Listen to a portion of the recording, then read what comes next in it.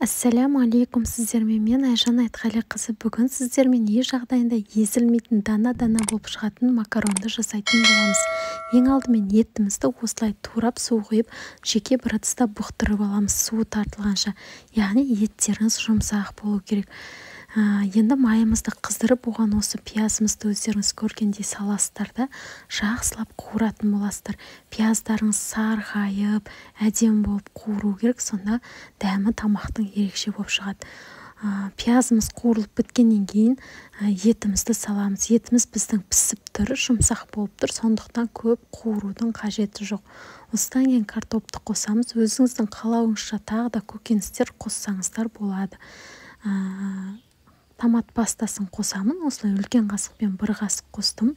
Қызартамыз, жақсылап қуырамыз. Көп қуырылсақ, осы томатымыз қызыл, тамақтың түсі әдемі болып шығады. Енді кішкене тұз себесіздер, қалауларыңызша өздеріңіздің. Менде осылай жазда жабылған жаңағы ішінде болгар бұрышы бар, қызанағы бар, осылай сұйықтық бар. Кобра деп жатамыз, мен соны қосам, арнайы тамаққа жасалынған. Макаронымды салып, бірге қуыратын болам.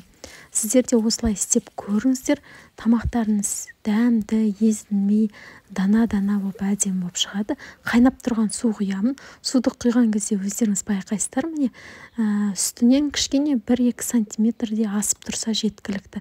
Енді осыны орташа отта бұқтыратын болам. Міне 30 минуттай бұғып шықты. Макароным дайын болды. Езілмейді, қараңыздаршы. Керемет болып шықты. Үстіне зеленді сеуіп, әдемілеп ас көкпен берсеңіздер болады.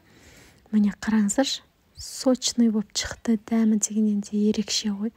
Осылай жасаңыздар. Сіздермен бірге болған Айжан Айтқалиқызы. Менің каналыма тіркелуді ұмытпаңыздар.